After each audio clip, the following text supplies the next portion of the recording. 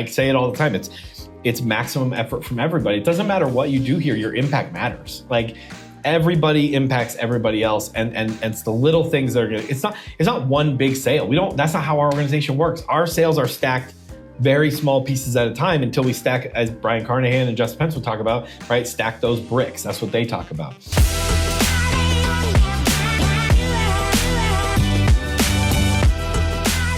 Christian, when's the last time you've had a bowl of Kix? It's been a minute. Are we actually? Yeah. Oh, yeah. We got spoons. Oh, is there milk in there? Oh, I poured some milk in. Is this like the burger you got me? I almost took a bite of it after it sat in your car all night and you didn't tell me.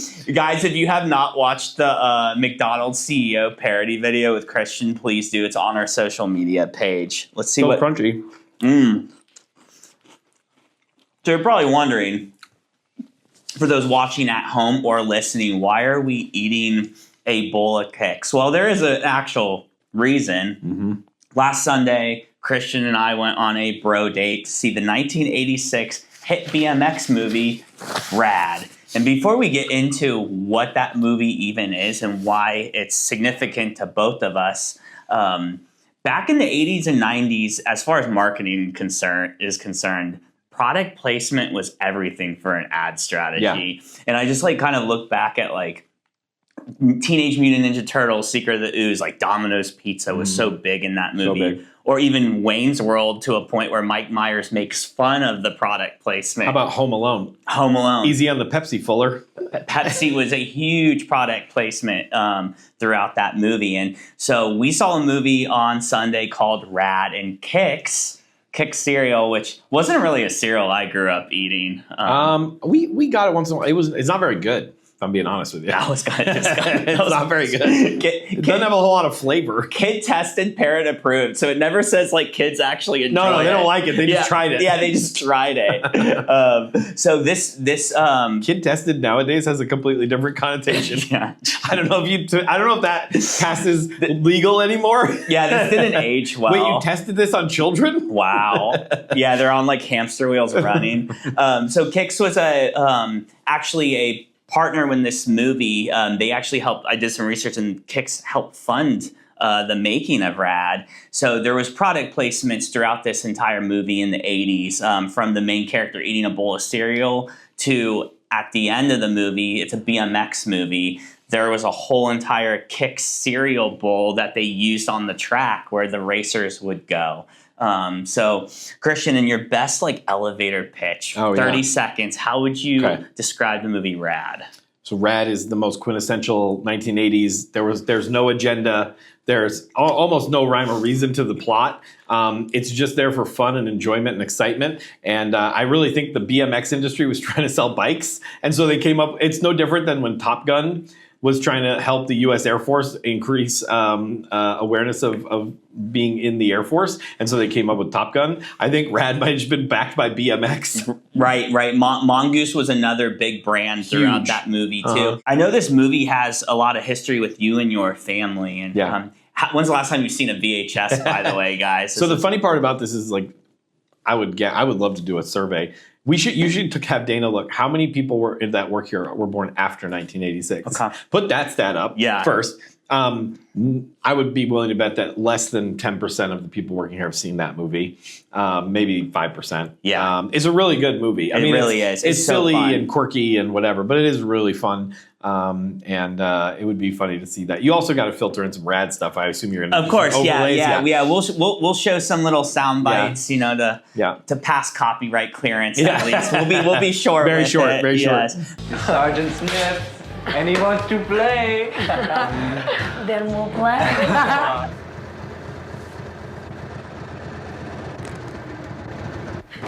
Wonder who he's going for today, huh? I don't know. Hey, I'll bait him, okay? All right, dude.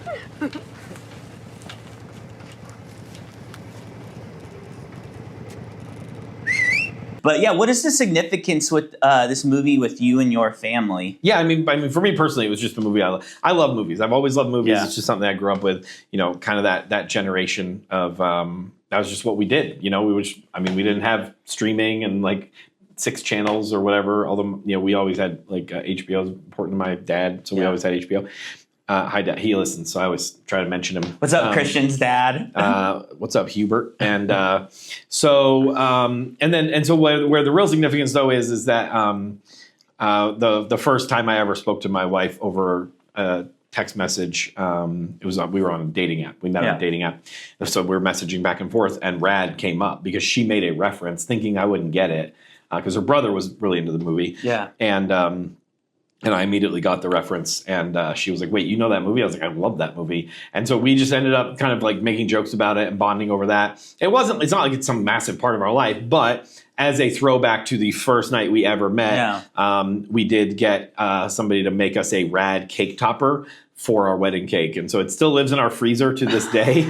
That's so cool. That's so rad. Christian shared that story with me a while ago.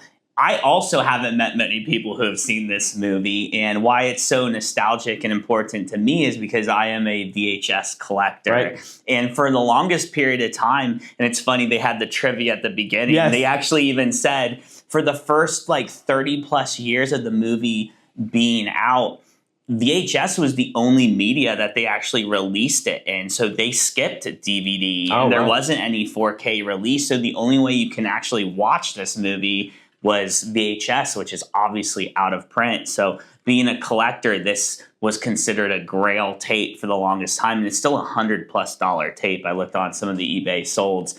And I was at a thrift store maybe like 6 years ago, and I found it. And I didn't really even know what this movie was. And I just was like, oh, cool, BMX, I'm going to watch it. And it became one of my favorites. It's got a fantastic soundtrack. It's got a ridiculous storyline. It's got just that classic quintessential 80s. Like, again, there's no agenda. We're not trying to teach you a lesson. There's story arcs that start and just stop. There's story arcs that start that if you've ever done that thing where you're like thinking about something and you walk into a room and then you just finish your sentence and the person like as if they'd been in the conversation with you. RAD does that to you. There's this whole arc with his mom, and it's like, you kind of get introduced to it, but then nobody really solidifies what it is. And all of a sudden she shows up, and then she starts being there for the second half of the movie, but not really. And their relationship seems super weird. And like, I don't know, the whole thing is just tremendous. And in 80s fashion, though, all of the plots and like all of the tension and conflict are always resolved within like instantly. Yeah. The fact that like just the black and white nature of like, I'm from the city, and so I hate people from the country, and I'm from the country, so I hate people from the city, and just the black and white nature of it is just like, and the fact when he walks into the diner for the first time, and he goes, he goes, what's the guy got to do to get a table around here? He's got the two girls on his arms, and it's like a local diner, and the guy like kicks somebody out. Yeah. It's just like, it's so ridiculous.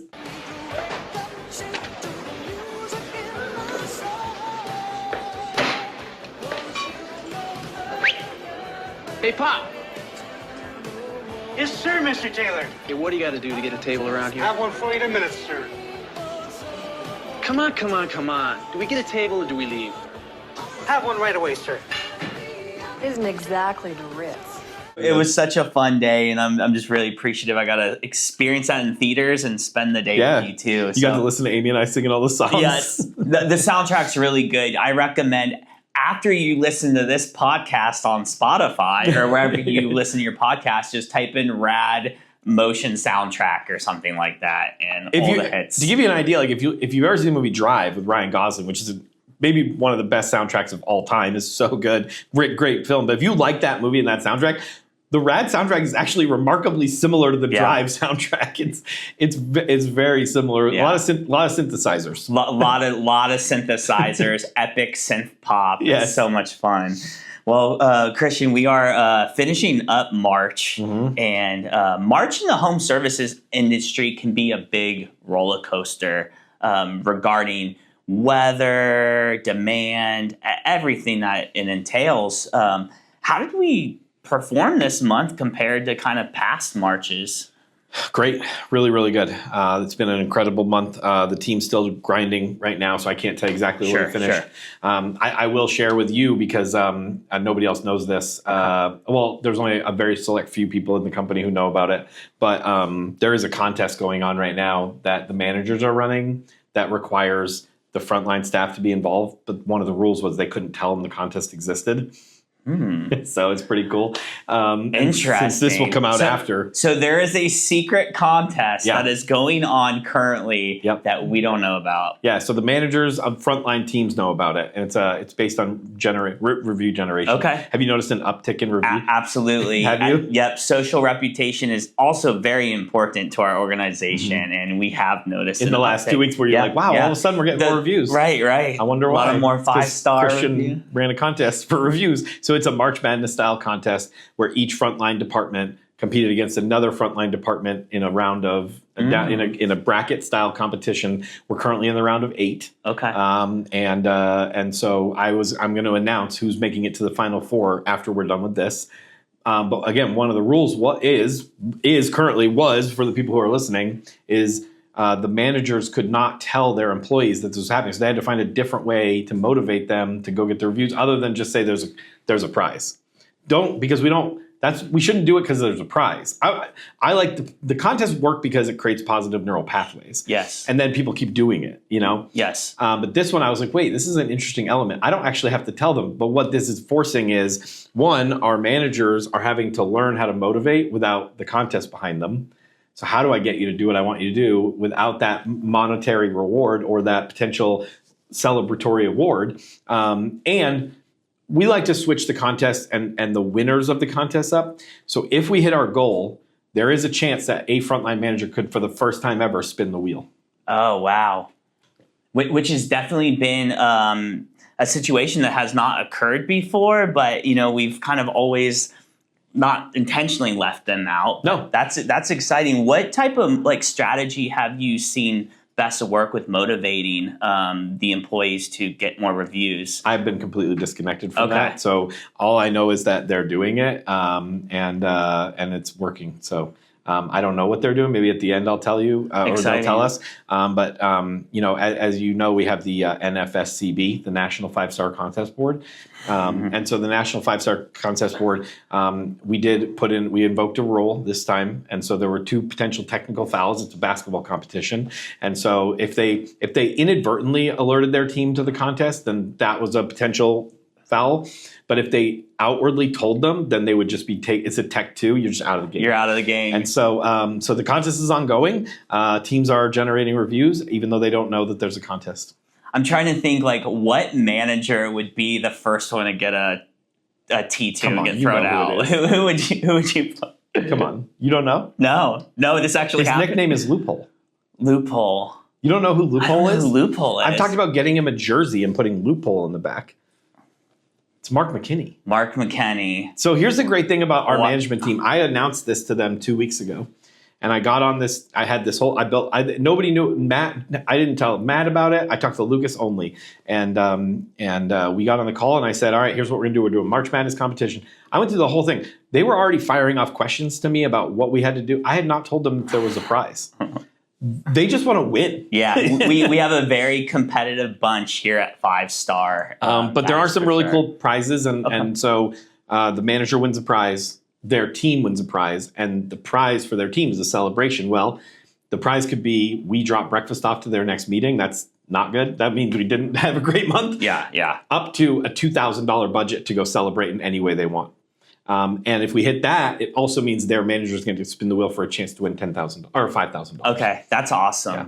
Well, so that's some motivation for the managers to Yeah. motivate their employees, but it's a true essence of one team, one goal, and everyone supporting each other. In a classic Matt and Josh don't know about it move yesterday, I did actually do this and lowered the prize, lowered the prizes, and then put Matt and Josh are fighting out right with you guys.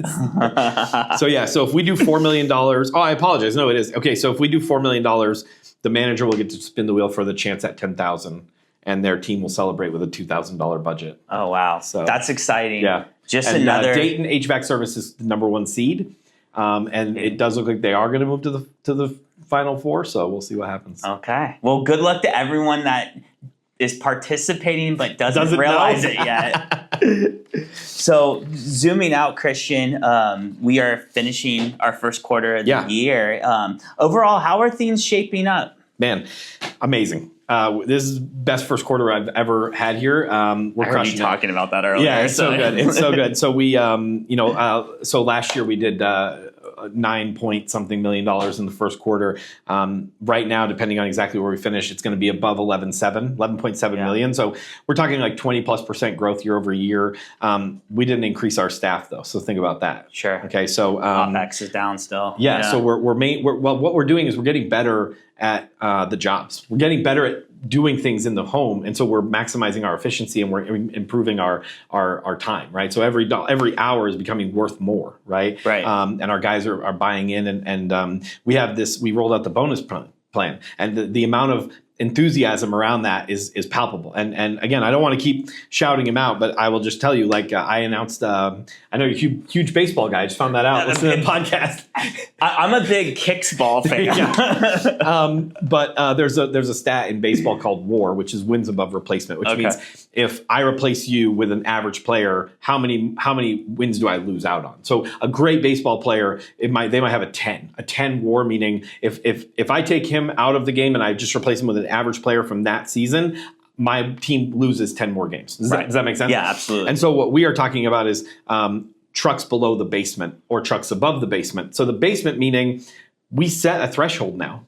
The bonus levels have now told you what does it take to be successful at 5-star. Sure. And so from a quarterly basis and from an annualized trend line from weather patterns, you can now see if you aren't hitting this number, it's not that you're bad. It's just we need to work with you to figure out how do we get you above that. Mark McKinney has 11 guys on his team. 9 of them are above the basement. I mean, that's incredible. Yeah. So we're talking about 9 people who are earning into performance-based bonuses at very high levels because they're doing the right things. They're going out in the homes, and that's awesome. Most of our teams are above 50% trucks above the basement. Amazing. So now it gives us an opportunity. We get to say, hey, look at how close you were to the next tier. Man, tiny little micro improvements, you'd have been there. And now the group that's below, again, not bad. Great coaching opportunities. Hey, maybe next quarter we don't need to work with the guys who we know are above the basement. Let's work with the people who aren't there yet, and let's get them up there. And now I want everybody to participate. The goal of this is not to not pay the goal is to pay. When we pay the bonus, it means 5 stars doing really well. We want to pay out. I want to pay this bonus money out. And so we're seeing incredible traction. And here's the reality. We all were here in January. Well, I'm going to say all. We were here in January. That was a crazy month. Thank God. Yeah. That set us up for a start of a great first quarter. The last 8 weeks, we have not had the weather on our side. And you know what the team, I think you're going to ask me. I'm just going to jump to it. Let's do it. Let's go to number 3, Jared. The team that has carried us for the last 6 weeks under the incredible leadership of Ryan Rambaum and Leon and Brandon and Sean has been the plumbing team. Yeah. These guys they're buying in. They're getting excited. The hiring, I mean, I don't know if you've been around the plumbing team. I just popped in the service meeting for plumbing today. I met all the new guys. Yeah. All these new guys, they're excited, they're passionate, they love what they do, and they love the idea of wearing this here. And so HVAC was actually down year over year in the second 2/3 of the quarter, but plumbing is way up. And so that's the balance that we can build when we have both departments that are just cranking away. And Richard, I didn't forget about you, my guy, okay? Electrical, yes. Let me tell you this. I think electrical's moving on to the Final Four. Their ability to generate reviews on a small number of jobs, and you get 130 opportunities to review, you get 15%. That's pretty good. Yeah. You only get 40 opportunities to generate a similar percentage. And you're competing with the other bigger numbers. Right. That's really impressive. That means you're doing something right. So Richard's team is really dialing it in, and we are going to focusing on electrical. We have Keith and Richard over there. It just we just the upside for plumbing right now is there, and we've got a lot of traction. So we're going to keep moving there. But we're already seeing the work there. And as I shared with you earlier in a meeting, I don't need that to happen, right? If we were still plodding along and just seeing little tiny improvements, we'd be okay. Because I'm looking a year from now to be better, 2 years from now. When you are trying to build it fast to sell it fast, you need that department to get better now because PE's coming in and you got to sell maximum EBITDA and all that. But when you're building it to be great and serve a community for 25 or 50 years, I don't need plumbing to fix itself overnight. Right. And so the pressure is off. We're doing the little things to get better, and it's already showing in the results. Yeah, and I mean, to your point earlier, you mentioned in another podcast, it's like we started as an HVAC company those systems are already there. So of course, HVAC is always going to be the big lead generator for us. Let me also share this, Jared. Like from a macro perspective in the industry, if you were going to choose to be in the home services, you would choose HVAC. If your goal was to maximize your profitability, Sure. you would go to HVAC. If you were going to go to HVAC, you would go to add-on replacement. That's what we do. Yeah. Okay. You wouldn't go to multifamily. You wouldn't. If your goal was to maximize your return. The HVAC puzzle from a high level perspective is not the most challenging puzzle to put together. It's when the weather's hot, work. When the weather's not hot, save money. I mean, that's really boiling it down. Plumbing is a more intricate puzzle. So if that's a 500 piece weekend puzzle that you put together, if you were a puzzler, what I just described is one of those like weird 3-dimensional 2,000 piece puzzles. And that's plumbing is multidimensional. I have a ton of respect for our plumbing team and how they're building because it's not as predictable. We can make some guesses, but rain helps, right? But that's not everything. I mean, rain doesn't make a tree root grow through a pipe necessarily, right? And piping and drain systems are way more complicated in times than new HVAC units. If you walk into a building as an HVAC guy, you go to the furnace, you go to the AC. You walk into a plumber, plumbing's everywhere, right? And it's all interconnected, but it's like, it's easy to say to an HVAC guy, like, go to the furnace and offer a thermostat. It's harder to say, go to the water heater, but also offer a faucet on the second floor master bedroom. Because it's like, you're up there and the customer goes, why in my master bedroom? I called you about my water heater. You know what I mean? Sure. And so just the complexities that plumbing faces, I want to have respect for that. But here's the deal. It is just like the 500 piece puzzle, this puzzle can be solved. And we are solving it. And when we do, and plumbing becomes the foundation, the stress level comes down, the landings become softer, and as HVAC does its natural trend, right? We've got plumbing just sitting there absorbing any negative trends, and now the pressure's off a little bit. And there's no coincidence, throughout the year or 2 years, putting the right people into play and making sure, like you say, they're in the right seats. And it sounds like the growth of that department is really, comes back to the people that we have on that team too. There's no easy button in business. No. I think I've talked to you about this, right? Like, or everyone would have businesses. Well, everybody thinks there is. Well, the gurus on LinkedIn will tell you there is. Oh, you just entrepreneurship and buy my 10-part system and blah, blah, blah. It's like that doesn't exist because this is hard work. And every day you have to come in here and grind. And it does come down to that. At the end of the day, it's like, Brandon Mayer, I love Brandon, one of my dudes. He needs more bodies in the install department, and you can't solve for that today. We cannot make plumbers appear. That's going to be more of a slow growth. But what we can do is when we hire these people, we make sure they're aligned with our culture and make sure they understand what our value set is and what we expect. We show them the pathway to growth in the career, and we are unapologetically 5-star. Absolutely. And when they bond with that, when that makes sense to them, we just found ourselves a fanatic. Yeah. Right? And we see it all the time. And so that process is going to be slower, but we can make little other improvements along the way to help. Yeah. And I mean, the strategy is to treat our employees, prioritize just like we would prioritize a customer, because it works the same way, because we need our employees to be 5-star fanatics because we're looking for quality and longevity, not just quantity. And we have to be more selective with that. You love spinning the wheel. It's the best. It's so fun. Who doesn't love a prize wheel? And especially who doesn't love giving awesome, deserving employees cash? And that's what we did this month. We gave away $8,500. Mm-hmm. Why are moments like that just so important to like the overall just like culture and vibes of the company? I mean, that's one team, one goal. Yeah. Right. And we're trying. I say it all the time. It's maximum effort from everybody. It doesn't matter what you do here. Your impact matters. Like everybody impacts everybody else. And it's the little things that are going to, it's not one big sale. That's not how our organization works. Our sales are stacked very small pieces at a time until we stack, as Brian Carnahan and Justin Pence would talk about, right? Stack those bricks. That's what they talk about. And so the adding the one team, one goal element, adding the idea that a random employee gets to be selected to spin the wheel.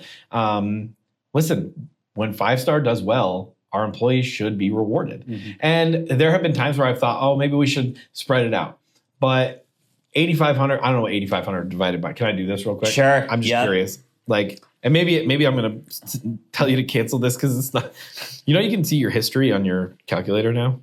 Of what you've put in? Yeah, this button right here. So if you want to be really sad about how bad you are at math, hit that button. I'm curious what calculations you're doing on your phone. So it's $45.94. So we could have given $45 maybe let's call it round, because Matt and I and other people wouldn't take it. So let's call it $50. Yes. Could give every employee $50.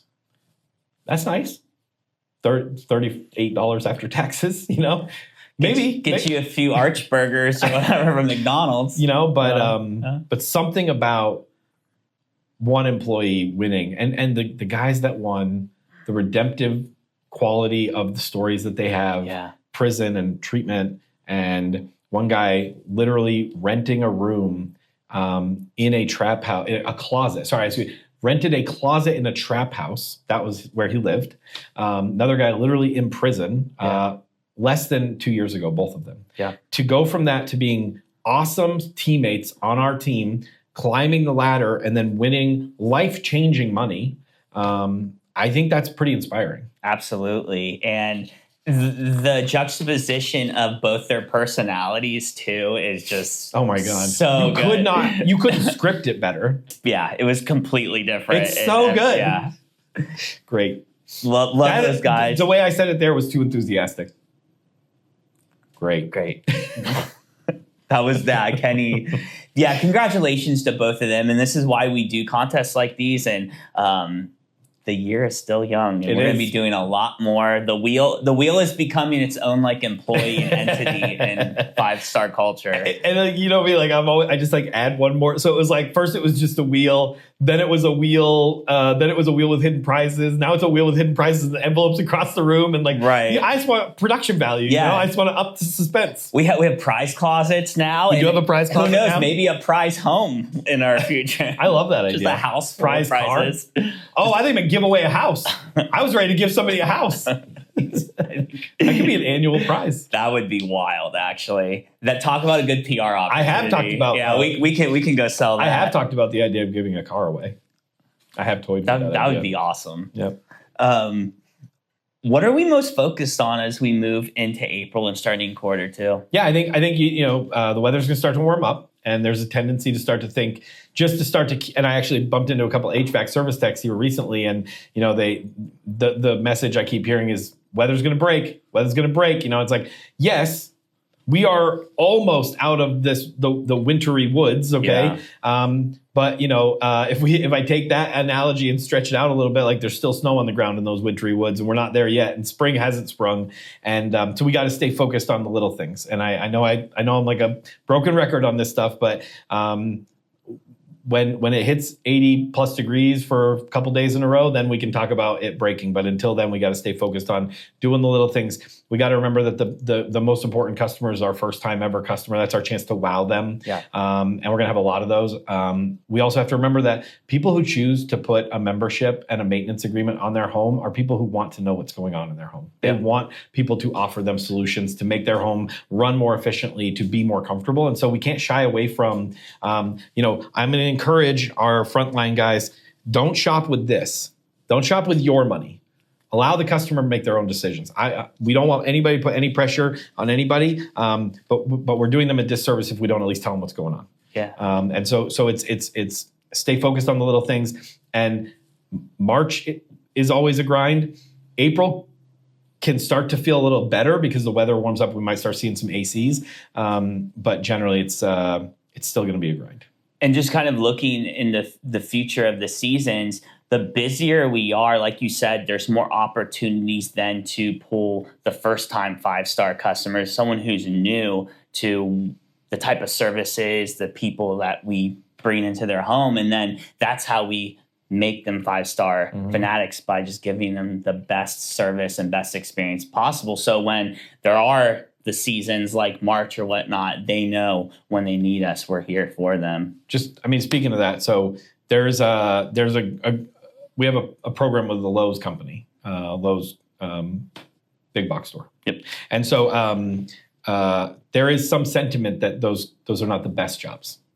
Those customers are often price shoppers. They're often looking to get multiple estimates, and they think of Lowe's as like a way that they might be able to get a good deal through a partner program. Sure. Sometimes we are held to a higher standard because we're partnered with a large organization. And so I think from both a sales and install perspective, maybe those jobs are kind of like looked upon as like, I don't know if I want that job or not. I don't know if I want to run that call or not.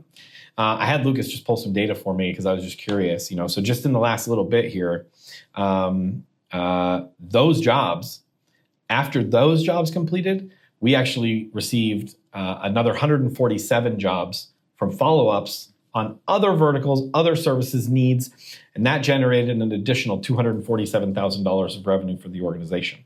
And so when we look at these things, it's easy to look at it in a silo, hyper focus, very close, on a microscope. But we have to pull back a little bit and recognize that every time we get a chance to put our customer into our ecosystem, it means if we do it right the first time, we get to serve them again and again. And for somebody in a van, somebody in a vehicle who goes out every day to offer services and who's paid a lot of money to stack bricks to earn bonus money, wowing that customer the first time could mean you're back there 2 or 3 times. And if you've ever done retail or sales, the first time's the hardest time to sell somebody something. Mm-hmm. But once you earn their trust and they believe in you, it gets easier every time. And their not their defense, like we're doing something wrong or putting them in a bad position, but just that comfortability with them becomes easier, and they're more likely to trust the recommendations that we make. Yeah, I was just talking to Lucas, and I love picking his brain just about the customer experience and how we can use innovation with the technology that we provide to make it more seamless for them and truly get them into that 5-star ecosystem. And without spilling any secret sauce, sounds like we have a lot of future technology partners and product partners that's going to really set us apart. Well, on that front, we're specifically looking to partner with organizations that aren't partnered with our competition. So we're looking for startups that aren't even necessarily looking at our space, but I find their technology or Lucas finds it, and we say, that's an application we could bring to us and nobody else is thinking about. And it gives us a competitive advantage against our competition.